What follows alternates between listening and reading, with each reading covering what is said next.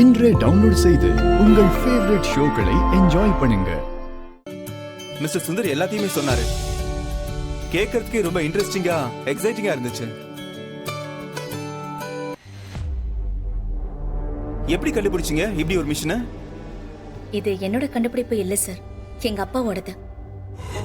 எங்க அப்பா திரும்ப எப்போ வருவார்னு தெரியல. ஆனா இதோட ரைட்ஸ் எல்லாமே என்கிட்ட தான் இருக்கு.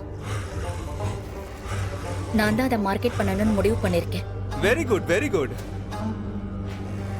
நீங்க இன்ட்ரோடியூஸ் பண்ண போற இந்த டெக்னாலஜி இந்தியாவுக்கே ஒரு பெரிய உதவியா இருக்கும்.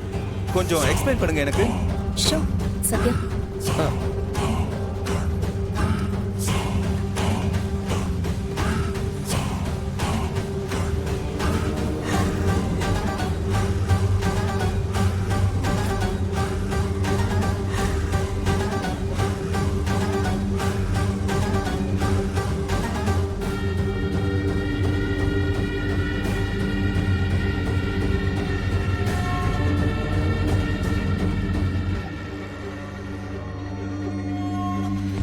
அந்த இன்ஜின்ல என்ன மாதிரியான மெட்டீரியல்ஸ் யூஸ் பண்றீங்க? அது எப்படி ப்ராசஸ் ஆகுது? அதோட ஃபார்முலா இத பத்தி எல்லாம் கொஞ்சம் டீடைலா சொல்லுங்களேன். அண்ணா இவன் எல்லா டீட்டெயிலும் கேட்குறான். எல்லாத்தையும் எப்படி சொல்றீங்க?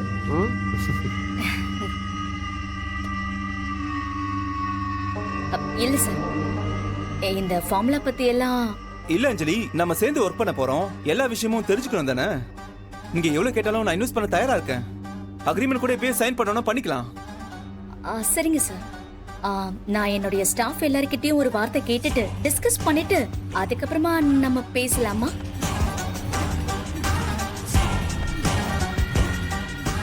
என்ன ஆச்சு அஞ்சலி? நீங்க என்ன சந்தேகப்படுறீங்களா? இல்ல என் மேல நம்பிக்கை இல்லையா? சார் அப்பெல்லாம் ஒன்றும் இல்லை சார். நான் ஃபர்ஸ்ட் டைம் மீட் பண்ணுறோம். ஃபர்ஸ்ட் மீட்டிங்லேயே எல்லாத்தையும் சொல்லணும்னு அவசியம் ஒன்றும் இல்லைல்ல. அதான் சார், ஒன்றும் பிரச்சனை இல்லை சார். அப்புறம் கூட நம்ம பார்த்து பேசிக்கலாம். போன கிளம்பலாம்.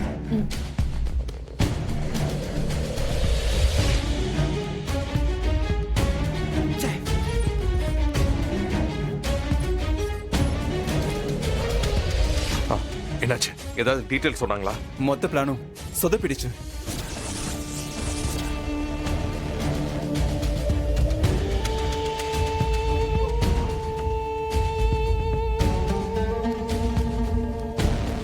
சத்யா, ஒரு நிமிஷம்.